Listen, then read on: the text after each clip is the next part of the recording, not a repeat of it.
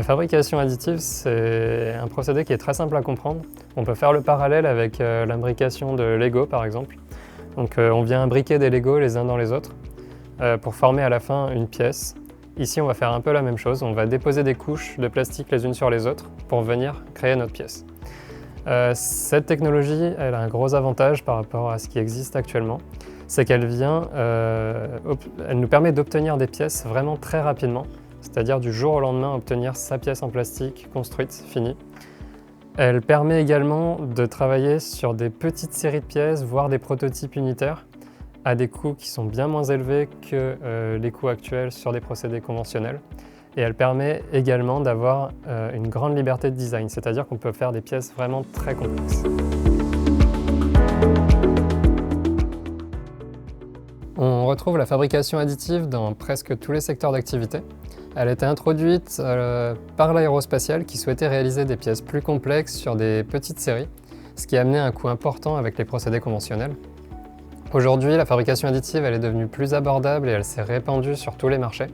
On le retrouve dans l'automobile, la cosmétique, le luxe et notamment dans le secteur médical qui permet de fabriquer des prothèses plus légères et adaptées à chaque patient.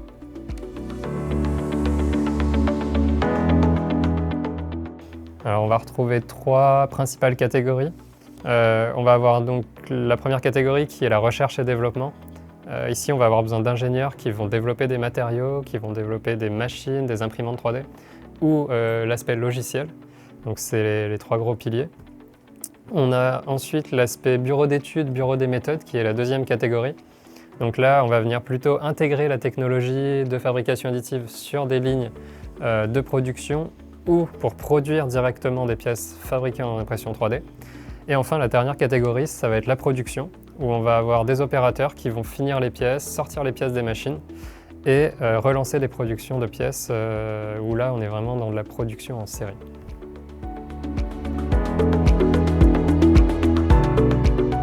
Mon activité, elle consiste à accompagner des industriels, des entreprises donc, qui ont un projet autour de la fabrication additive. Donc du projet le plus simple, de la prestation de pièces par exemple, on me demande je veux fabriquer une pièce, faire un test sur une technologie. Donc je viens choisir la bonne technologie, la bonne matière et je les accompagne sur ce sujet-là. Le deuxième sujet, ça peut être intégrer la technologie dans leur entreprise. Donc là, on fait par exemple de l'audit, on va regarder des lignes de production automobile et on va leur dire, voilà, ici ça peut être pertinent, ici aussi, on peut éventuellement gagner un peu d'argent si on met une machine ici. Donc mon rôle, il est aussi d'intégrer la technologie.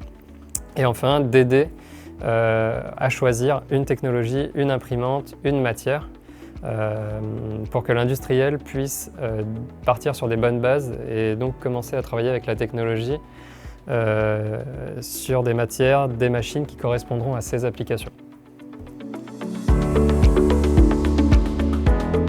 Alors pour effectuer ce travail, il faut énormément de créativité. L'aspect conception est très important, il faut remettre un petit peu en cause ce qu'on conçoit aujourd'hui pour aller vers quelque chose de nouveau. Donc la créativité est très importante.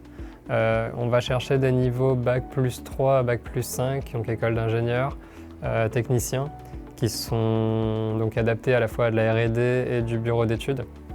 Les compétences, purement, on va chercher des personnes qui savent faire du design, qui ont des bases techniques autour de la machine, donc mécanique, et de la matière. Et puis après, il faut juste aimer tout ce qui est nouvelles technologies, être curieux, explorer, essayer de faire des tests, de la polyvalence autour des secteurs techniques.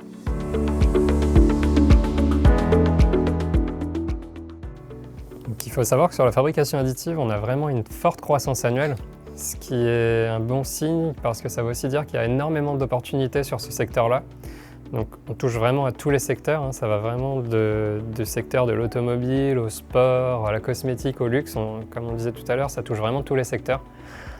Et en plus, on ne se limite pas forcément à des personnes spécialisées sur une filière en particulier. On va avoir un échantillon assez large qui va du numérique à la mécanique en passant par des filières matériaux.